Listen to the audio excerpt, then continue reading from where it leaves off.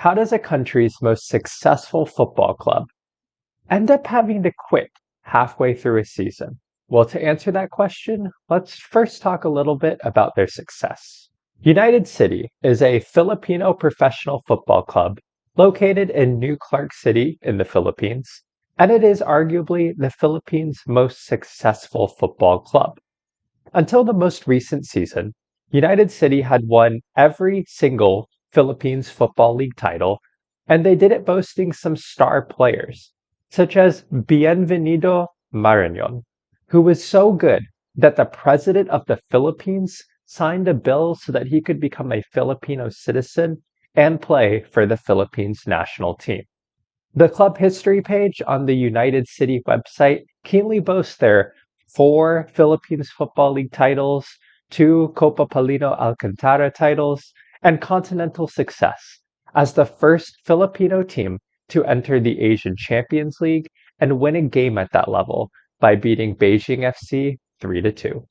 So the question is, how did a team this good become forced to withdraw from their league halfway through the season? Well, this is where the story really begins, as we discuss the wider issues of financial instability for clubs and the fragility of success in the footballing world. United City was founded in 2012 by Filipino businessman Leo Ray Jensen, who, as the CEO of one of the Philippines' largest bus conglomerates, was able to entirely bankroll his club.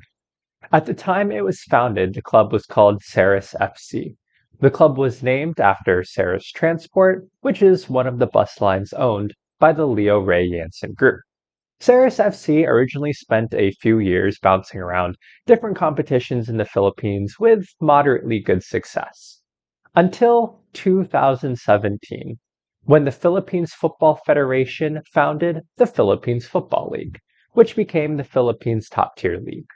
Ceres FC became one of the founding members of the Philippines Football League, and between 2017 and 2019, Ceres FC experienced a period of unprecedented success, winning the first 3 Philippines Football League titles.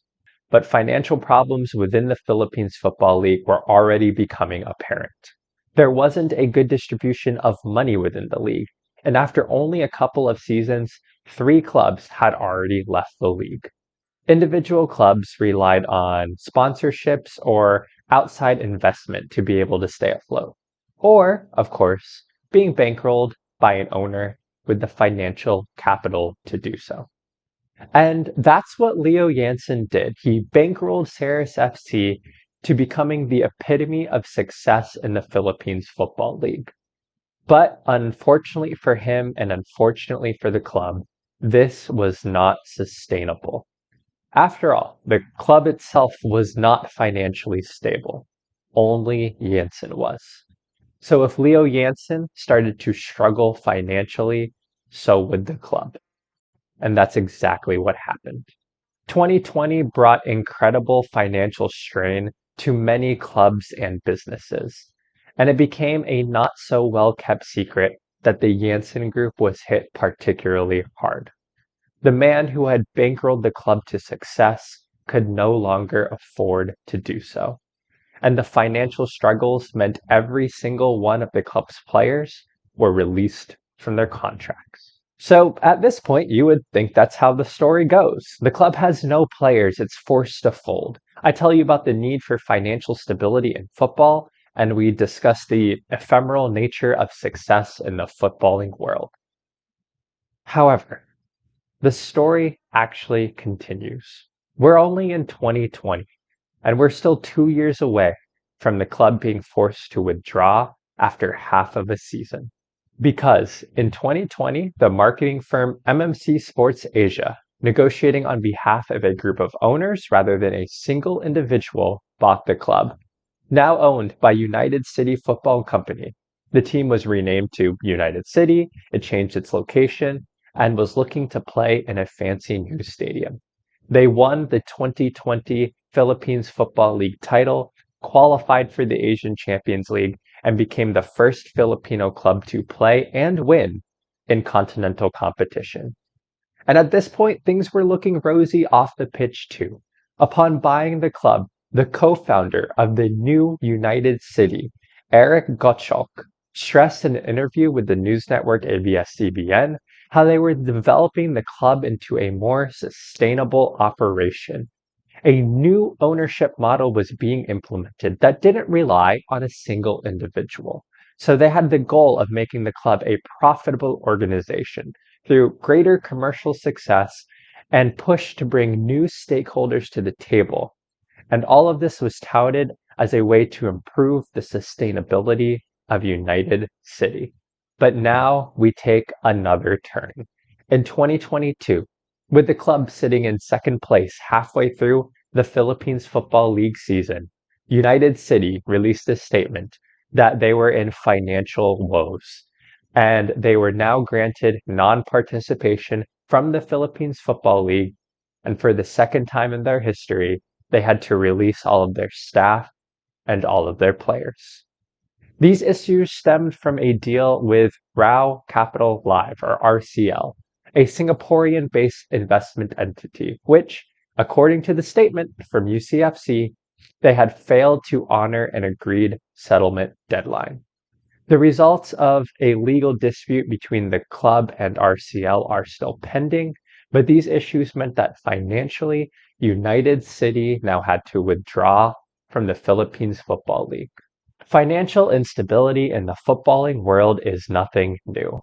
Filipino football clubs have found financial stability to be very difficult, as many of its most successful clubs have folded over the years.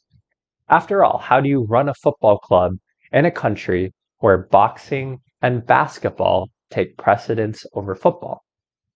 But this problem isn't limited to the Philippines.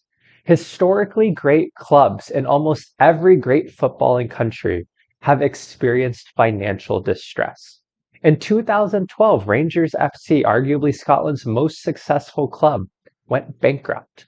More recently, Derby County, a club with multiple English top division titles, went into administration. And in the present, Barcelona are being forced to pull all kinds of financial levers to remain at the top of Spain. And who knows how that will affect their financial situation in the long run. We do need greater financial stability in football because I don't want to see these historically great clubs who are pillars of their community go into insolvency. And for football to continue to grow in the Philippines, it needs its most successful football club to help lead the way. The success of United City, especially in continental competition, would only help to grow the league and the footballing landscape of the Philippines. And that's probably the solution to making Filipino clubs more financially viable. Increased success and increased popularity is how the sport will grow and how clubs will be able to make enough money so that they will be able to stick around for the long run. But ultimately, clubs need to spend to be successful, and they probably need to be successful to make money. And that's exactly what United City had done until they couldn't anymore. And I suppose that is the ephemeral nature of success in the footballing world. You win until the money runs out. The sources I researched for this video are in the description below for those of you who would like to learn more about the history of United City and the Philippines Football League. Thank you all for watching, and I will see you all in the next video. Bye!